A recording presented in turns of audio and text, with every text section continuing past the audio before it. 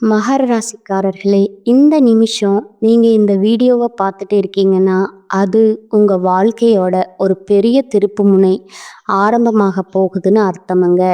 சமீப காலமா எல்லாமே கை கெட்டின தூரத்துல வருது. ஆனா கடைசி நிமிஷத்துல நழுவி போகுதேன்னு ஒரு ஆதங்கம் உங்களுக்குள்ள இருக்குமுங்க. நீங்க மற்றவங்களுக்கு வழிகாட்டுவீங்க. ஆனா உங்களுக்கே ஒரு வழி தெரியாம தவிச்சிருப்பீங்க. இது ஏதோ தற்செயலா நடக்கிற தடை இல்லைங்க. இது உங்களுக்கான ஒரு பரீட்சை காலம்ங்க. ஆனா பயப்படாதீங்க. மகர ராசிக்கு அந்த தடைகளை உடைக்கிற சாவிய இன்னைக்கு இந்த வீடியோ மூலமா கடவுள் உங்ககிட்ட கொடுக்க போறாருங்க. அந்த சாவி வேற எதுவும் இல்லைங்க, உங்க குலதெய்வம் தாங்க.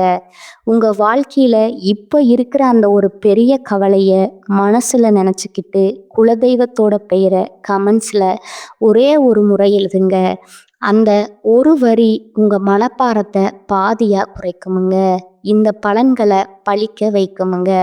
அது மட்டும் இல்லாம நீங்க இன்னும் நம்ம குடும்பத்துல இணையலைன்னா சப்ஸ்கிரைப் பண்ணி இப்பவே சேர்ந்துக்கோங்க. ஏன்னா உங்க முன்னேற்றத்திற்கான அந்த முக்கியமான ரகசியம் இங்கே தான் இருக்குதுங்க. வாழ்க்கையை மாற்ற போற இன்றைய மகர ராசி பலனுக்குள் போகலாமா? மகர ராசி அன்பு சொந்தங்களுக்கு வணக்கமுங்க. சனீஸ்வர பகவான ராசி அதிபதியா கொண்டவங்க. இதனால எந்த ஒரு தப்பு தண்டாக்கும் போக மாட்டீங்க. தப்பான ஆட்களுடைய சவகாசம் இருந்தா அப்படியே வெட்டு ஒன்று துண்டு ஒன்றுன்னு பேசி ஒதுக்கிவிட்டு வந்துட்டே இருப்பீங்க. இவங்களை பொறுத்த வரைக்கும் மனசுல பட்டதை அப்படியே பேசுவாங்க. கடல் ஆலை மாதிரி புதுசு புதுசா எண்ணங்கள் தோன்றிக்கிட்டே இருக்குமுங்க. அதே மாதிரி யார்கிட்டையாவது ஏதாவது ஒரு ஐடியா இருந்துச்சுன்னா நீங்க அதை எப்படி பண்ணீங்க, எது பண்ணி சொல்லிட்டு வழியா போய் கேட்டு அவங்களுடைய வளர்ச்சிக்கு எது காரணமா இருந்துச்சோ அதை எடுத்துக்கூடியவங்க நீங்கங்க. அதாவது நல்லதை தேடி தேடி போய் கற்றுக்கக்கூடியவங்க, மனித நேயத்தோட வாழக்கூடியவங்க. இவங்களை பொறுத்த வரைக்கும் யாருக்கும் தொல்லையா இருக்கக்கூடாது. முடிஞ்ச அளவுக்கு உதவியா இரு, உன்னால முடியலையா ஒதுங்கி வந்துடு அப்படின்னு இருக்கக்கூடியவங்க. அதே போல விவேகமாக செயல்படக்கூடியவங்க, வேகமாகவும் செயல்படுவாங்க. நீங்கள் அதிகமாக பெருமாளை கும்பிடுவீங்க. ஏன்னா சனியின் பூரண ஆதிக்கத்தில் பிறந்திருக்கக்கூடிய உங்களுக்கு திருமால் கிட்ட மாறாத பக்தி இருக்குங்க. ஓகேங்களா? இதனால் அடிக்கடி பெருமாளை தான் கும்பிடுவீங்க. சனிக்கிழமை ஆனால் போதும் நாமம் போட்டுக்கிறது, சனிக்கிழமைனா போதும் பெண்களாக இருந்தீங்கன்னா பெருமாளை வழிபாடு செய்யணுமா, அந்த நாளை செய்யாமல் அந்த நாளை தொடங்கவே மாட்டீங்க. அதே போல் எந்த ஒரு விஷயத்துலையுமே முதலிடம் பிடிக்கணும்னு நினைப்பீங்க. நினச்சதை சாதிக்கணுங்கிறதுக்காக எவ்வளவு சிரமத்தை வேணாலும் சந்திப்பீங்க. ஒரு விஷயம் கஷ்டமாக இருந்துச்சுன்னா மற்ற ராசிக்காரங்களெல்லாம் விட்டு விலகுவாங்க. ஆனால் இந்த மகரம் மட்டும் இந்த விஷயம் இவ்வளவு கஷ்டமாக இருக்கா அப்படின்னு அதுக்கான பலன் அதிகமாக தான் இருக்குமுங்க அப்படின்னு உழைப்புக்கு முக்கியத்துவம் கொடுக்கக்கூடியவங்க. தன் உழைப்பு தன் உயர்வு இதை மட்டும் மனசில் வச்சு வாழ்வதனால தான் இது நாள் வரைக்கும் இந்த காலத்தில் யாருங்க உழைச்சி முன்னேறி இருக்கா அப்படின்னு சொல்லக்கூடிய அளவுக்கு தான் மகரம் படிப்படியான வளர்ச்சியை தான் பார்த்துட்டு அது சில நேரங்களில் இத்தனை காலமெல்லாம் ஓடி எட்டு வைக்கலாம்னு நினச்சாலே போதுங்க. 10 அடி பின்னாடி போன நிலையிலெல்லாம் வாழ்ந்திருப்பீங்க. ஆனால் இனி இப்படிப்பட்ட கஷ்ட காலத்துலேயும் கூட நீங்கள் நல்லா இருக்க போகிறீங்க. எப்படின்னு கேட்குறீங்களா? அதாவது தனிமரமாக நின்று தவிக்கக்கூடிய மகரத்திற்கு இனி வரக்கூடிய நாட்களில் ஒரு 8 பிரச்சனைகளுக்கான தீர்வு கிடைக்குதுங்க. அந்த பிரச்சனை முடிவுக்கு வருவதனால இந்த பெரியவங்க சொல்லுவாங்க இல்லையா, எரியறத பிடுங்கிட்டா கொதிக்கிறது தன்னால் அடங்கி போயிடும்னு சொல்லுவாங்க. அந்த மாதிரி மகர ராசிக்காரங்க இந்த 8 பிரச்சனை சரியாகிறதுனால வாழ்க்கையில் கூடிய மற்ற சிக்கல்கள் சிரமங்கள் எல்லாமே விலக போகுதுங்க. எல்லாமே மாறப்போகுதுங்க. உங்கள் வாழ்க்கையில் அதிசயங்கள் நிகழப்போகுதுங்க. அது என்ன ஏதுங்கிறத தெளிவாக பார்க்கலாங்களா? இப்போ பொதுவாக மகர ராசிக்காரங்களை யாருக்குமே பிடிக்காதுங்க. மேக்சிமம் எதிரிகளாக தான் இருப்பாங்க. காரணம் கேட்டிங்கன்னா இவங்க யாருக்குமே இந்த சைன் சக்க கடிக்கிற மாதிரி வேலையை பார்க்க மாட்டாங்க. அதாவது சிங்சக் அடிக்கிற வேலையை பார்க்க மாட்டாங்க. யாருக்குமே ஒத்துழைச்சும் பேச மாட்டாங்க. நல்லது பண்ணியா நல்லதுப்பா அப்படின்னு ஒதுங்கி போவாங்க. தூக்கி வச்சு கொண்டாட மாட்டாங்கங்க. கெட்டது பண்ணியா நீ பண்ணுறது பெரிய தப்பு, தேவையில்லாத பிரச்சனை வரணும்னு சொல்லிட்டு கண்டிச்சிட்டு ஒதுங்கி போயிட்டே இருப்பாங்கங்க. இதுதான் மகரம்ங்க. இதனாலேயே யாருக்கும் இவங்களை பிடிக்காதுங்க. இந்த கலியுகத்துல எல்லாம் என்ன நினைக்காங்க, தப்புக்கு துணை வரணும், தப்புக்கு உதவி பண்ணணும், இப்படித்தான் எல்லாருமே பார்த்துட்டு இருக்காங்க இல்லையா? அது என்னன்னைக்குமே மகர ராசிக்காரங்களுக்கு சுத்தமா ஆகாதுங்க. புரியுதுங்களா? சொல்லப்போனா தப்பு பண்றவங்க யாராவது மகர ராசிங்களோட ஃப்ரெண்டா வச்சிருந்தீங்கன்னா அவங்கள விட்டு ஒதுங்கிறது உங்களுக்கு நல்லதுங்க. எச்சரிக்கை நல்லதா மாட்டிப்பீங்க, உங்களையும் மாட்டிப்பீங்க, அவங்களும் மாட்டி விட்டுருவாங்கங்க. இப்படி வெட்டு ஒன்று துண்டு ரெண்டுன்னு வாழக்கூடியவங்க நீங்கங்க. நேர்மை நீதி இதுதான் வாழ்க்கைன்னு வாழக்கூடிய மகரத்துக்கு 50 ஆண்டுகளுக்கு பின்னாடி புதன் பகவானுடைய வீடான மிதுன ராசியில உருவாகக்கூடிய திருகிரக யோகத்தினால உங்களுக்கு பணமும் குவிய போகுதுங்க, வெற்றியும் குவிய போகுதுங்க. ஜோதிட சாஸ்திரப்படி நவகிரகங்கள் ஒவ்வொன்றும் ஒரு குறிப்பிட்ட கால ராசியை மாற்றுமுங்க. அதனால் சில நேரங்களில் சக்தி வாய்ந்த யோகம் உருவாகுமுங்க. அந்த வகையில் நம்மளுடைய மிதுன ராசியில் 3 கிரகங்களுடைய சேர்க்கையினால் இந்த திருகிரக யோகம் உருவாகி இருக்குதுங்க. அதாவது இந்த திருகிரக யோகம் இந்த 3 கிரகங்கள் யாருன்னு சொன்னால் புதன் பகவானுடைய சேர்க்கைங்க. புதன் யாருங்க? நவகிரகனுடைய இளவரசனுங்க. இவர் புத்திசாலித்தனம், யோகம், பேச்சு, படிப்பு, வியாபாரம் எல்லாத்துக்குமே காரணக்கர்த்தாங்க. இவர் கூடவே நவகிரகங்களுடைய தலைவன்னு சொல்லக்கூடிய சூரிய பகவான்.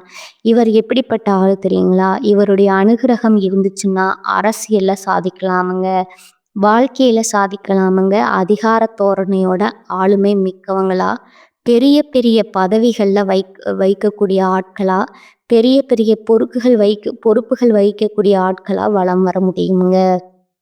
இவரும் உங்களுக்கு சாதகமா இருக்கிறாருங்க. இதோட தேவர்களுக்கு எல்லாமே குருவாக இருக்கக்கூடிய குரு பகவானுடைய சேர்க்கையும் உங்களுக்கு அதிர்ஷ்டம் இல்லையா? இவர் எப்படிப்பட்ட ஆளுங்க? குரு பார்க்க கோடி நன்மைன்னு சொல்லுவாங்க. இவர் ஒருத்தர் உங்களுக்கு சாதகமாக இருந்தாலே போதுமுங்க. மற்ற கிரகங்கள் உங்களுக்கு எதிராக இருந்தால் கூட நீங்கள் சமாளிச்சிட முடியுங்க. இந்த 3 பேருமே தனித்தனியான பெருத்த பலன்களுக்கு சொந்தக்காரங்கங்க. பெரிய அதிர்ஷ்டத்தை தரக்கூடியவங்க. இவங்க 3 பேரும் ஒன்றா சேர்றப்போ அந்த திருகிரக யோகம்ங்கிறது மகர ராசிக்காரங்களுடைய வாழ்க்கையில் எப்பேற்பட்ட கஷ்டகாலம் இருந்தாலும் மாற்றம் தருங்க. அப்படிங்கிறத உங்களால் உணர்ந்துக்க முடியுதா? இந்த தெளிவோட இதனால் உங்களுக்கு எப்படிப்பட்ட நன்மைகள் விளையும்னா திடீர் நிதி நன்மைகளை கொடுப்பாங்கங்க. நல்ல லாபத்தை பெறுவீங்க. எப்பேற்பட்ட சவால்களுமே புத்திசாலித்தனமாக சமாளிக்கும் திறனை கொண்டிருக்க போகிறீங்க. இது ஒரு பக்கம் இருக்கட்டுமுங்க. முதல்ல இந்த திருகிரக யோகத்தினால நம்மளுடைய மகரத்திற்கு எந்த மாதிரியான 8 பிரச்சனைகள் முடிவுக்கு வரப்போகுது அதை ஃபஸ்ட்டு தெரிஞ்சுக்கலாமா? இவங்களை பொறுத்த வரைக்கும் ஒரு விஷயத்தை செய்யணும்னு முடிவு பண்ணி இறங்குவீங்க, அலைச்சல் இருக்கும், வேலை சும்மா இருக்குங்க. கடைசியில் பார்த்தா நல்ல வாயம் சம்பாரிச்சு நாரவாயம் சாப்பிட்ட கணக்கா ஓகேவா? இவனுடைய உழைப்புங்கிறது இவங்களுக்கு 10 பைசா பிரயோஜனம் இல்லாமல் போயிருக்குமுங்க.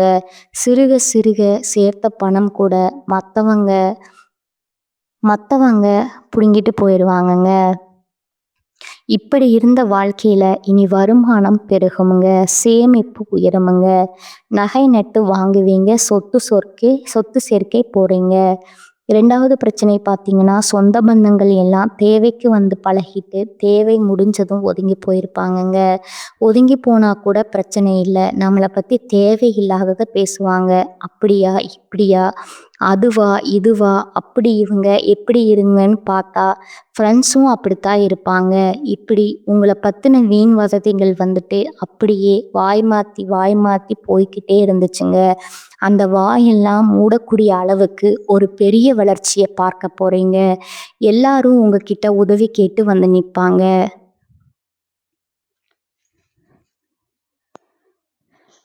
அப்படியே அவங்க வாயடிச்சிட்டு நிப்பாங்கங்க. அச்சோ! நல்லா இருக்காங்களே! அப்படின்ற அளவுக்கு இருக்கும்னு பாருங்களேன். ஆனா, அவங்களுடைய வயித்தெரிச்சல் உங்கள ஒண்ணும் பண்ணாதுங்க. ஏன்னா, உண்மையான உழைப்பு உங்ககிட்ட இருக்குதுங்க. உங்களுடைய அதிபதி சனீஸ்வர பகவானுங்க. மத்தவங்க கிட்ட ஒரு நாளும் உங்கள நிக்க வைக்க மாட்டாருங்க. அவங்களையெல்லாம் நிக்க வைப்பாருங்க. 3வது பார்த்தீங்கன்னா, உடன்பிறப்புகள், அப்பா இவங்கள மாதிரி ஒரு துணைய பார்க்கவே முடியாதுங்க. நீ என்ன, நான் என்னங்கிற மாதிரி இவங்கள எதிரா நிப்பாங்க. இவங்கள பேஸ் பண்ணி இன்னும் ஒரு சிலதெல்லாம் ஆட்டம் போட்டிருப்பாங்கங்க. ஆனா, இப்போ உங்களுக்கு எதிரா செயல்பட்டவங்களுக்கு தெரியாம போச்சுங்க. என்னதான் இருந்தாலும் ரத்த பந்தம், ரத்த பந்தம் தானே! அவங்கள எங்க தட்டணுமோ அங்க தட்டி, எங்க உட்காரணுமோ அங்க உட்கார வச்சு, எங்க அடக்கணுமோ அங்க அடக்கி, அவங்கள உங்க கைக்குள்ள வச்சுக்க போறீங்க. சகோதர, சகோதரிகள் எல்லாம் உங்ககிட்ட அனுசரணையா இருப்பாங்கங்க. நீங்க சொல் பேச்சு அவங்க மாற மாட்டாங்க. மனஸ்தாபங்கள் விலகுதுங்க. உங்களுக்கு பக்கபலமா அங்க நிக்க போறாங்க.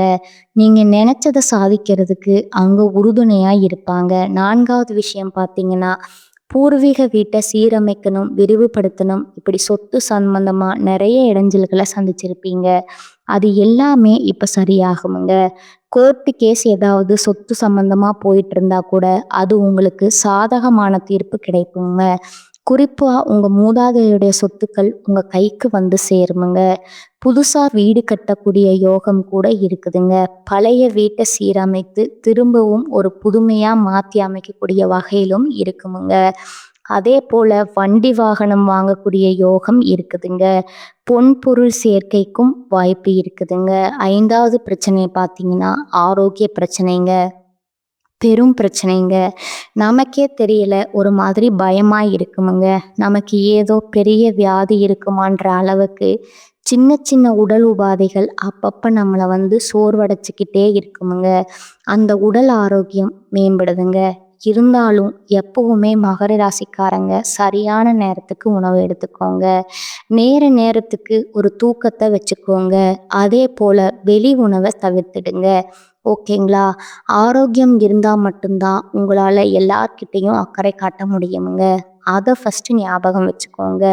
ஃபர்ஸ்ட் உங்களுடைய ஆரோக்கியத்துல அக்கறை வச்சுக்கோங்க. 6வது பிரச்சனை பார்த்தீங்கன்னா, பழைய கோர்ட் கேஸ் வழக்கு, சொத்து பிரச்சனை தனிங்க. நம்ம குடும்பத்துக்கும், நம்ம சொந்தக்கார குடும்பத்துக்கும் அப்படி இப்படி ஏதாவது ஒரு வகையில கோர்ட்டு கேஸ்ல அலைஞ்சிட்டு இருப்போம். அதுல இப்போ உங்க வக்கீல் சொல்றத மட்டும் கேட்டு நடந்துக்கோங்க. தானா எந்த ஒரு முடிவும் எடுக்காதீங்க. பேச்சிலும் சரி, செயல்பாடும் சரி, நிதானமா இருங்க. தன்னால அந்த கோர்ட்டு கேஸு தீர்ப்பு உங்களுக்கு சாதகமா முடிஞ்சிருமுங்க. இந்த மகர ராசியை பொறுத்த வரைக்கும் நல்ல சிந்தனைகள் தான். ஆனா என்ன, அவசரம் காட்டுவீங்க. மற்றவங்களுக்கு ஹோப் கொடுத்துருவீங்க. இப்போ ஓடி வரும், ஓடி ஒரு இடத்த ரீச் பண்ணுறதுக்கு ஓடி வரணும். அப்போ தான் ஜெயிக்க முடியுங்க. ஓடி இருக்கிறப்போ நம்ம கூட ஓடிட்டு வரான் பாத்தியா, போட்டி எல்லாரும் அவனுக்கு பார்த்தீங்கன்னா உங்களுடைய ட்ரிக்ஸை சொல்லி கொடுக்குற மாதிரி நிறைய விஷயங்கள்ல மகரம் தோத்து போகிறதுக்கான காரணம் இவங்க ரகசியங்கள் ஈஸியாக வெளியில சொல்லிடுவீங்க. ஆனா நீங்க என்ன நினைக்கிறீங்க, பரவாயில்ல பொழைச்சிட்டு போகட்டும்னு நினைக்கிறீங்க. ஆனா அந்த பரவாயில்ல பொழைச்சிட்டு போறதுங்கிறதுக்கு அந்த பொழப்பு, மற்றவங்க பொழைக்கிற பொழைப்பு பார்த்தீங்கன்னா உங்களுடைய உழைப்பை திருடி பொழைக்கிறாங்க. அப்ப அந்த உழைப்பு உங்களுக்கு வீணா போகுதுங்க. நீங்க வீழ்ச்சி அடைகிறீங்க. அதை மனசுல வச்சுக்கோங்க, இல்லையா? அடுத்ததா 7வது பிரச்சனை பார்த்தீங்கன்னா, சின்ன சின்ன வாகன விபத்துகளால, நோய் நொடிகளால பாதிக்கப்பட்டு நிறைய செலவுகளால் அவஸ்தைப்பட்டு அல்லோலப்பட்டிருப்பீங்க.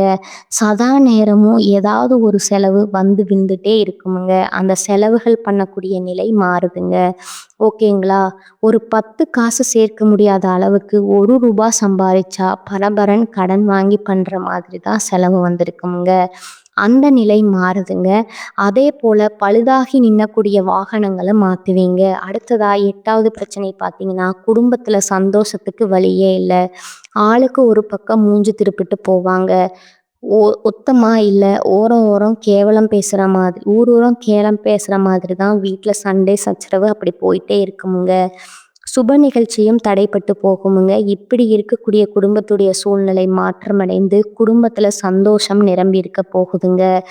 பல வகையில பணவரவு உண்டாக போகுதுங்க. எல்லா விஷயங்களுமே வெற்றி கிடைக்க போகுதுங்க. வழக்குகள்ல வெற்றி கிடைக்க போகுதுங்க. கணவன் மனைவிக்கிடையே சந்தோஷம், தாம்பத்தியம் இணைக்குங்க. ஆனா எக்காரணத்தை கொண்டும் மகர ராசி எழுதி வச்சுக்கோங்க, கனவுலையும் அது ஞாபகம் இருந்துக்கிட்டே இருக்கணுமுங்க. 3ஆம் நபர்களுடைய தலையீடு இல்லாம பார்த்துக்கோங்க. குடும்பத்திலேயா இருக்கட்டும், தொழிலையா இருக்கட்டும், நட்பு ரீதியா இருக்கட்டும், எல்லாருக்கும் ஒரு கோடு போட்டு அதை தாண்டி வராத மாதிரி பார்த்துக்கோங்க. அதே போல உத்தியோகத்துல இருக்கீங்களா, அதிரடி மாற்றம் இருக்குமுங்க, முன்னேற்றம் இருக்குமுங்க. மேலதிகாரிங்க உங்ககிட்ட ஆதரவு கிடைக்குமுங்க. கொடுக்கல் வாங்கல்ல மேன்மை ஏற்படுதுங்க. கௌரவ பதவிகள் தேடி வருமுங்க. அலுவலக ரீதியா, தொழில் ரீதியா வெளியூர் பயணம் போயிட்டு வருவீங்க.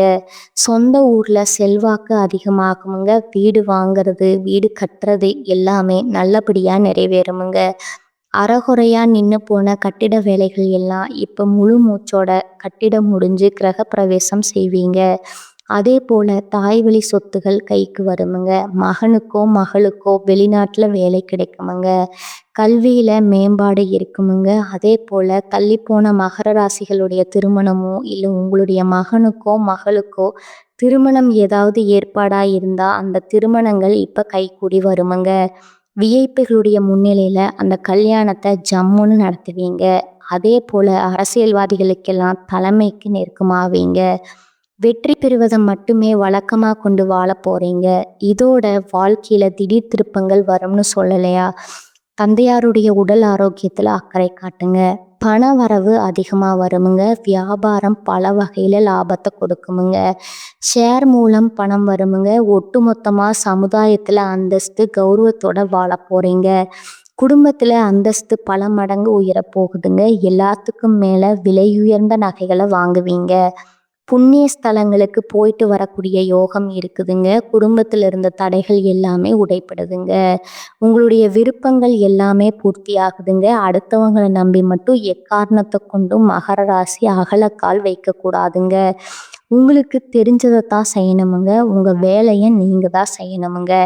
யாரையும் நம்பி ஒப்படைக்க கூடாதுங்க. யாரையும் நம்பி எதையும் கொடுக்கக்கூடாதுங்க. வாங்கவும் கூடாதுங்க. புரியுதுங்களா? மகரம் எக்காரணத்தை கொண்டும் யாரையுமே எந்த காலத்துலையும் நம்பக்கூடாதுங்க. சனீஸ்வர பகவானை அதிபதியாக கொண்டு வந்த நீங்கள் பல பேருக்கு வழிகாட்டி, ஓகேங்களா? உங்களை தான் 10 பேர் நம்புவானே தவிர்த்து நீங்கள் ஒருத்தனை நம்பி இருந்துட்டீங்க அப்படின்னா அந்த வேலை கண்டிப்பாக சாதகமாக நமக்கு இருக்காதுங்கிறத முடிவு பண்ணிக்கோங்க.